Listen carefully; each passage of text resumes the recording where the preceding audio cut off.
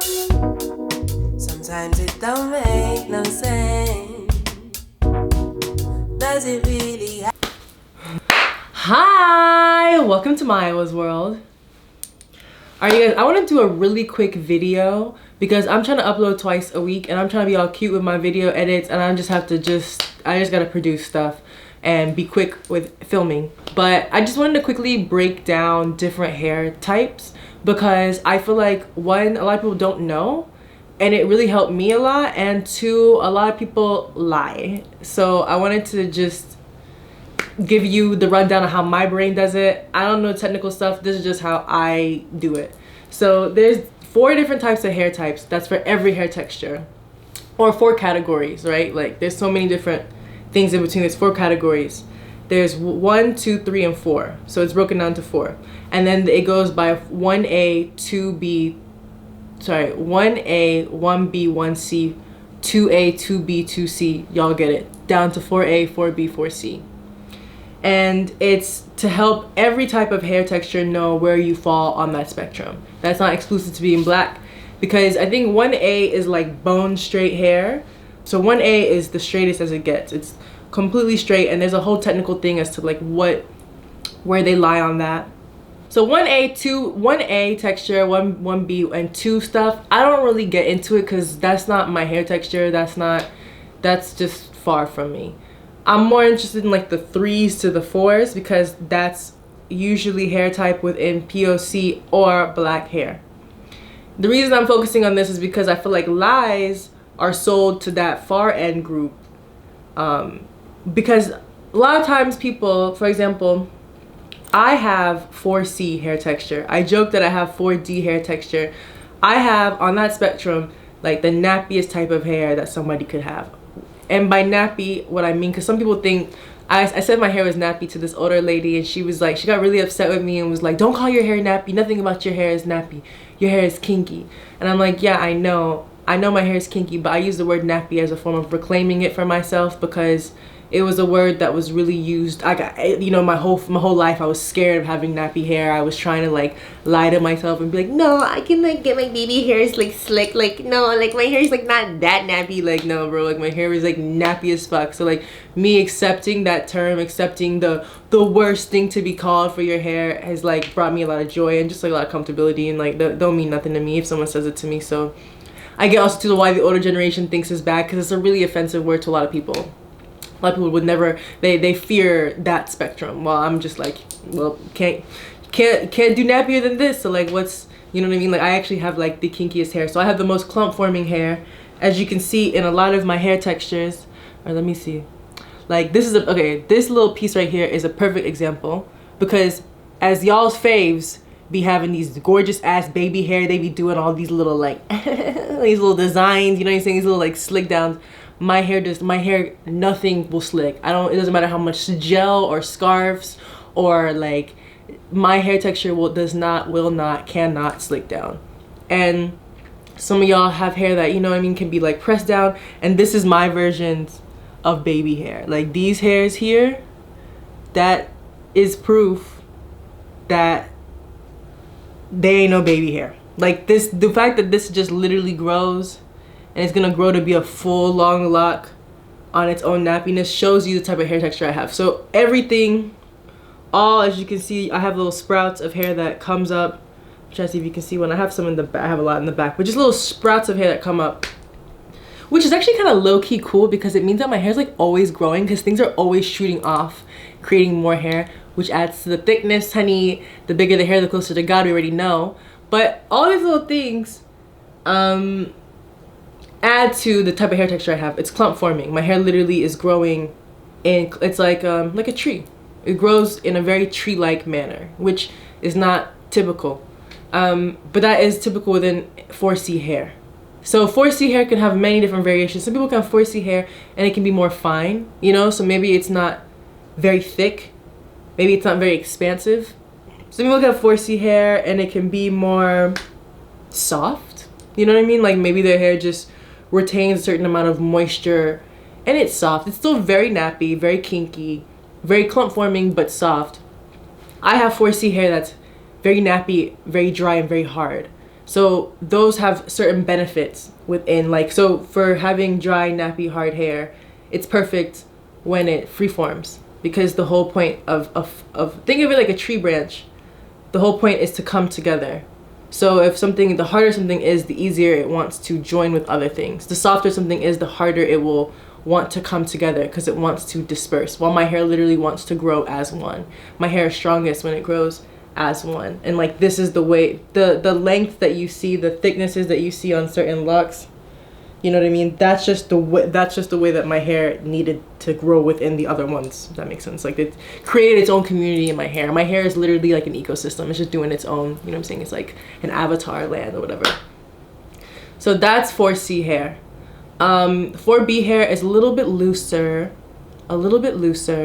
It's maybe, you know what I mean? Like, maybe they'll have some baby hair, you know what I'm saying? Maybe it'll have a little, it's nappy, but and I think you kind of see it maybe when they wash their hair. Like, I think also your curl pattern is very visible when you wash your hair. Like, I don't consider myself to have curly hair because there's nothing curly in my hair. If you actually take strands of my hair, like, if you take this piece, or you take even this, you analyze these two pieces, there's nothing curly in my hair. I don't like when people say, oh, curly hair girls like us. My hair's not curly, my hair's nappy. You know, it's a very different hair texture to me.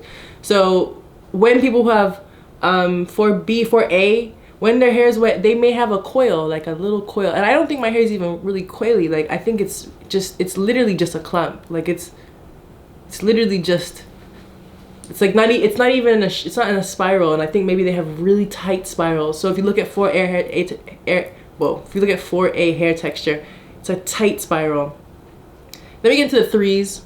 So the 3 hair textures is really interesting, especially in the natural hair movement, because there's a lot of discussion on, like, if people who have had 3A, 3B, 3C have even experienced really textures and problems, because within black hair, within curly hair, that's the hair that's promoted the most. Everyone wants to have these little curls that you see the girls in the commercial, like very Target girl ads, very, you know what I mean? Like, people buy weaves like that.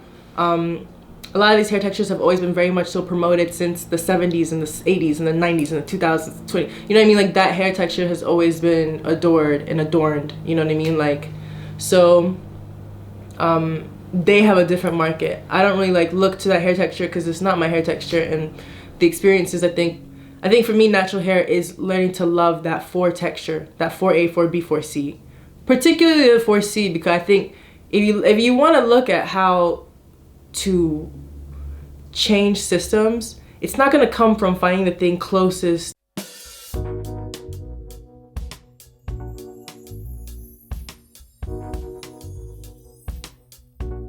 I made this video a while ago, and then I was going back to like edit it, and I realized that like the end of it was cut off. It was maybe like 2 minutes. So I'm gonna recreate the mood. I put on the jacket I was wearing when I made it, and I'm gonna finish off what I was saying. I think my hair was up, so give me a second.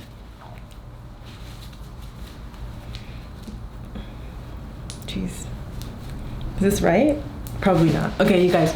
What I was gonna say is that whenever you study structures and you wanna learn how to accept something or normalize something, you don't study the thing closest to comfort. Okay, like let me get this, and let me even do this within blackness, right?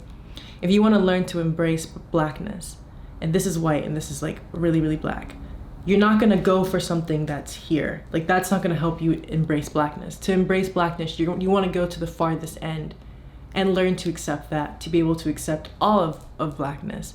Ultimately, if we wanna be able to accept natural hair, we should accept natural hair in its nappiest state. That is what will liberate all natural haired people, not just like the hair that is like the cute hair type that you want to see with like the loose curls, because they've never had problems accepting their hair. Like, their hair has literally always been fashioned for over like 60 years. So like, I kind of get annoyed when I see people talk about like, yeah, like natural hair embracing, and like every picture is loose curls. Like, nah, bro, like, show me that nappy, like 4C, 4D, show me that kinky hair. Like, that's how you embrace being natural. It's by the images that we aren't seeing. I don't think it's even like malicious. I think people just literally are not used to seeing my hair texture. And I can tell by how I exist in the world, the amount of shock that people have when they see my hair just shows not that my hair is like crazy or radical. It's like there's just no representation, and me showing that is like radical, because not because it's innately radical, but because it's just not seen. So if we really want to like have an inclusive natural hair movement, we need to literally highlight, promote, and show like nappy haired people, nappy hair, like really nappy hair, not just like the nappy like hair that we think is like cute, that can like do the baby hair, like things that just literally don't symbolize like any proximity to whiteness. Like that's how we do it. That's why I really love to like highlight and promote other girls who have very dark skin, who have very nappy hair, because like it's just not visually shown. And like that's the whole point of acceptance, is like creating these things that aren't seen and making it normalized, because then it makes our lives easier. Like the more normalized having hair like mine is, the less hard it's going to be for people in the future who decide to do their hair like this, that it isn't considered weird, that it isn't sexualized, that it isn't exoticized. Like it just is. So I don't want any of your fake natural hair movement stuff that like doesn't show nappy hair, dark skinned people. Like I want the nappy, and like often colorism and texturism is like overlapped. So like I want to see that, and like unless you have that, like you're not really doing anything for the natural hair movement, bro, because you're not really like trying to push, you're not really trying to disrupt the system that's existing. You're just trying to complacently, you know what I mean, pet it. And we need a motherfucking revolution. We need a motherfucking revolution. So like let's get it. Show me them nappy hair girls with dark skin and just kinky hair. That shit is mad beautiful, and keep doing that, because that shit is fucking revolutionary. So thank you for watching. Have a great day. Cheers. There is nothing I can say but the feeling